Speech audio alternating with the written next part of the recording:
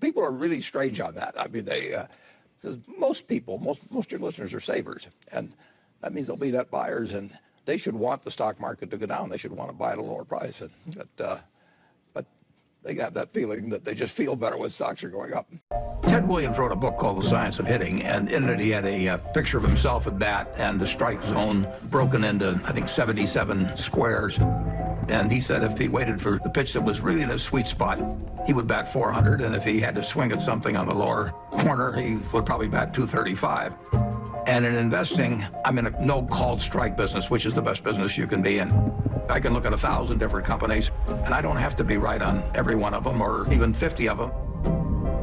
So I can pick the ball I want to hit. And the trick in investing is just to sit there and watch pitch after pitch go by and wait for the one right in your sweet spot. And if people are yelling, swing you bum, ignore them. There's a temptation for people to act far too frequently in stocks simply because they're so liquid. Over the years, you develop a lot of filters. And I do know what I call my circle of competence. So I stay within that circle, and I don't worry about things that are outside that circle.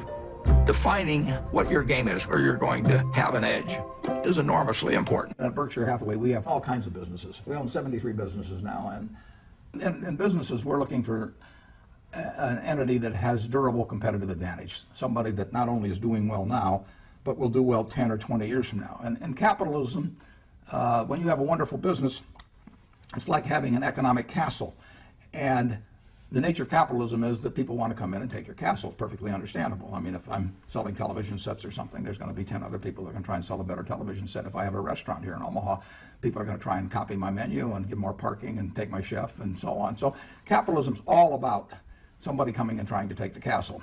Now, what you need is you need a castle that has some durable competitive advantage, some castle that has a moat around it. And that moat, one of the best moats in many respects, is to be a low-cost producer. But sometimes the moat is just having more talent. I mean, if you're the heavyweight champion of the world and you keep knocking out people, you've got a competitive advantage as long as you can keep doing it. And it's very profitable if you're the one that happens to be able to do it. If you can turn out great motion pictures, I mean, you know, Steven Spielberg, I mean, he's a fellow to bet on, and it has enormous economic value. Well, we're looking for that institutionalized. We're not looking for the best brain surgeon in town. We're looking for the Mayo Clinic. So we want an institution that, regardless of the person in charge, will maintain that competitive advantage over the decades. And we hope we find that in some businesses, and then we try to get the best person that we can to run them. Usually it's the person who's been running them. Are you always right, or do you make mistakes? No, we make mistakes. It wouldn't be any fun if we didn't make mistakes. I mean, if I went out and played golf and on every one of the 18 holes I had a hole in one, I wouldn't be playing golf for very long. I mean, you have to go into the rough occasionally to make the game interesting. Not too often, though. But we can go beyond that. But certainly, when we took over Berkshire, Berkshire was selling at $15 a share, and gold was selling at $20 an ounce. And then gold is now $1,600, and Berkshire's $120,000. But you can take a broader example than that. If you buy an ounce of gold today and you hold it 100 years, you can go to it every day, and you can coo to it, and you can caress it, and you can fondle it, and 100 years from now, you'll have 1 ounce of gold, and it won't have done anything for you in between. If you buy 100 acres of farmland, it will produce for you every year. You can use that money to buy more farmland. You can do it, all kinds of things. For 100 years, it'll produce things for you, and you still have 100 acres of farmland at the end of the 100 years. You could buy the Dow Jones Industrial Average for 66 at the start of 1900. Gold was then $20. At the end, it was 11,400, but you'd all gotten dividends for 100 years. So a productive asset of any kind, a decent productive asset, is going to kill a non-productive asset over time. Now, in any given 1-year period, 5-year period, any asset can outperform another asset. If you go on CNBC and say that bonds are kind of a poor investment, you know, people don't get mad at you. You don't even hear from the Treasury. I mean, you can knock almost any investment, and people may get a little irritated. But when you talk about gold, and of course that says something about their motivations for ownership. They want people to agree with them. They want everybody to get so scared they run to a cave with gold. And caves might be a better investment than gold. I mean, at least they're not producing more caves all the time. So they want people to be as afraid as they are, because that's what's going to produce an increase in prices. Incidentally, they're right to be afraid of paper money. I mean, they have their basic premise that paper money around the world is going to get worth less and less and less over time is is absolutely correct. But You just disagree with the investment theory beyond that. yeah, where they run from that, and they should run from it, is where, in my view, they make the mistake. But they have a correct basic premise.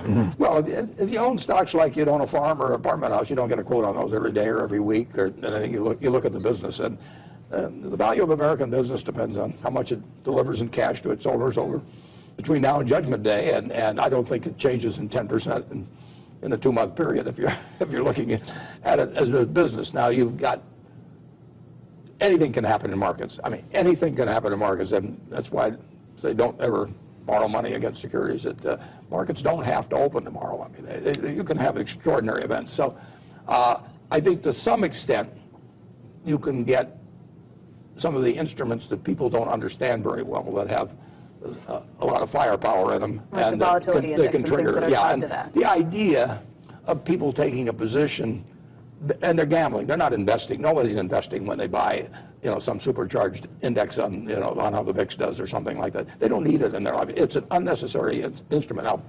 Now, they will create instruments that the public will buy, and you can just count on that. Wall Street's been doing that since they met under the Buttonwood tree in 1792 or whatever it was on the exchange. So, but if you're investing, if I'm going to buy a half interest in a McDonald's stand and you're going to run it, or McDonald's franchise, you're going to run it, I look to the business to determine whether I've made a good investment. And I'm concerned about, whether we have new competition, how we do over the years. But it's the business I look at. When you're just looking at the price of something, you're not investing. I mean, if you buy something, Bitcoin, for example, or some cryptocurrency, you're not looking to the asset itself to produce anything. If you buy an apartment house, you're looking at how the apartment house does. If you buy a farm, you're looking at the farm does. If you buy a whole business, you're looking at how the business does. If you buy a part of a business, why shouldn't you look at how the business is going to do? But people get charmed by lots of action and the fact that things are liquid and all of that. And it does have repercussions back into the market when you get something like, an ETN arrangement on the, supercharged on the VIX. I mean, where you can lose 90% of your money in one day. I mean, that really doesn't belong with the word investment. I mean, it's a gambling form of activity. We're a net buyer of stocks over time, and just like being a net buyer of food, I expect to buy food the rest of my life, and I hope that food goes down in price tomorrow.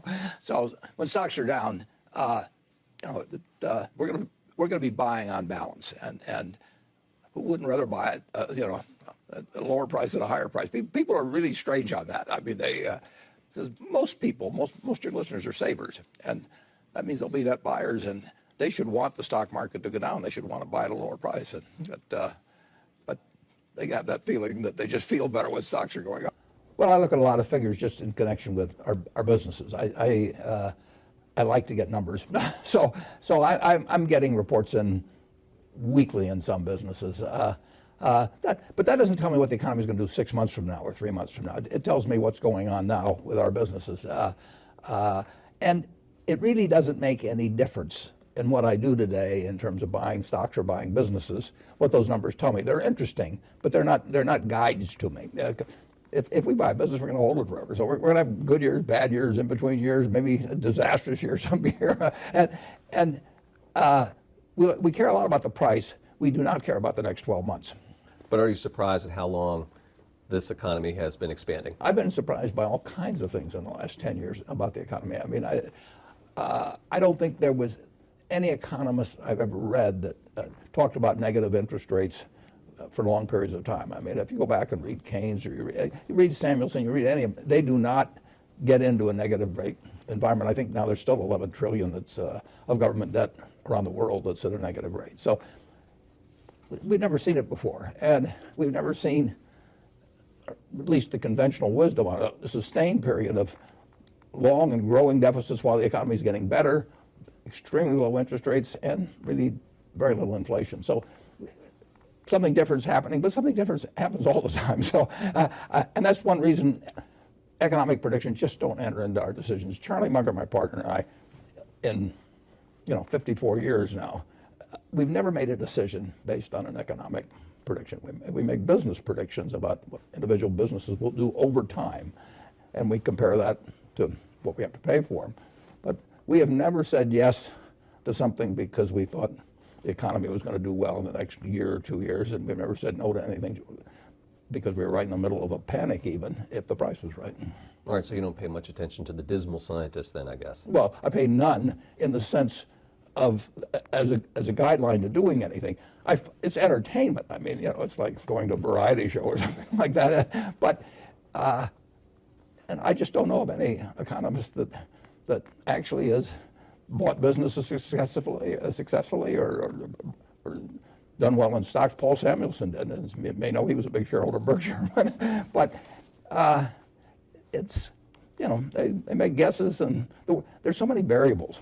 I mean, in the hard sciences, you know that if an apple falls from a tree, that it isn't going to change over the centuries because of anything or political developments or 400 other variables that go in.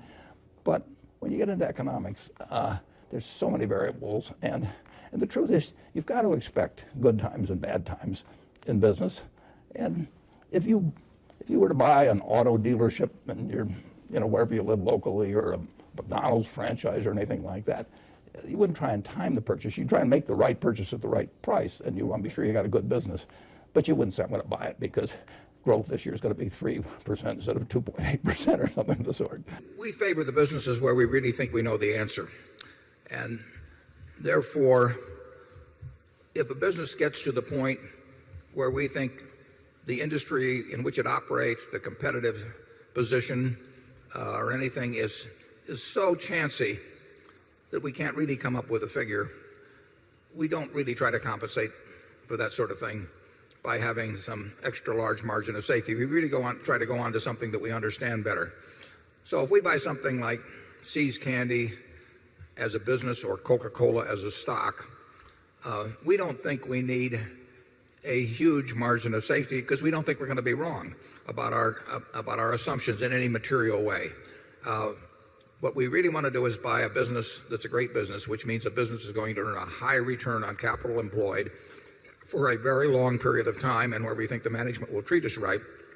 And we don't have to mark those down a lot when we find those factors.